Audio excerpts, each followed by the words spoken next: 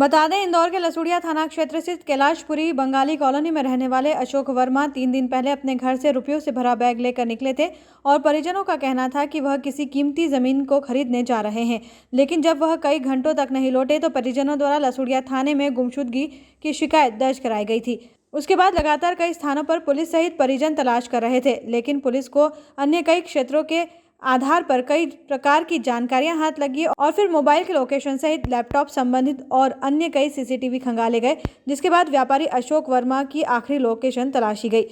और सिमरोल के नजदीक जंगल में 15 फीट नीचे शव बरामद किया गया। इसमें अपहरण नहीं कहेंगे इसको, असल में ये घर से गए थे और इसके बाद ये यहाँ पे गुमशुदगी दर्ज कराई गई थी लसूड़िया थाने में। पुलिस ने उस पर तत्परता से काम किया, उनकी लोकेशन निकाली, सीसीटीवी फुटेज निकाले और इसके बाद जब उसमें सीसीटीवी फुटेज में और जो टावर लोकेशन है, जो इनकी सीडीआर है, सीडीआर में एक महिला का इसमें नंबर आया जो कि जिससे इनकी लगातार बात हो रही थी। और इसके बाद जब उसको पूछताछ के लिए बुलाया गया और जो इसमें निकली तो उसने शुरुआत में तो इनकार किया, लेकिन बाद में जब पुलिस ने सख्ती से उससे पूछताछ करी तो उसने पुलिस को बताया कि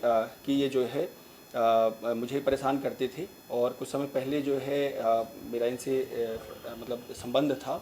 और इसके बाद ये बात मेरे पति को पता चल गई थी। इसके बाद फिर इन्होंने मुझे बुलवाया और अभी 25 तारीख को वही सिमरोल के जंगलों में मुझे ले गए थे जो है और वहाँ पे मेरे साथ गलत काम किया और इसके बाद ये मुझे लगातार परेशान कर रहे थे, इसलिए जो है इनकी जो है हत्या करी है। किसी के साथ मृतक व्यापारी अशोक वर्मा की कॉल डिटेल के आधार पर पुलिस ने पुराने नौकर राजकुमार की पत्नी के मोबाइल से बातचीत होने की बात सामने आई। इसके बाद पुलिस ने राजकुमार और उसकी धर्मपत्नी से पूछताछ शुरू की तो पूरी हत्याकांड का मामला सामने आया, जिसमें बताया गया कि नौकर राजकुमार 2015 में सागर से नौकरी की तलाश में इंदौर आया था और वह मृतक अशोक कुमार के संपर्क में आया और उन्हीं के वहां से नौकरी करने लगा। इसके साथ ही और अपनी पत्नी को भी मृतक अशोक कुमार के घर कामकाज में लगा दिया। इसी दौरान मृतक व्यापारी अशोक वर्मा का नौकर की पत्नी ब्रजेश नामक महिला से संबंध स्थापित हो गया। इसी कारण आए दिन मृतक अशोक वर्मा महिला पर संबंध बनाने को दबाव बनाता था और इसी कारण से यह हत्याकांड की घटना को अंजाम दिया गया। इसमें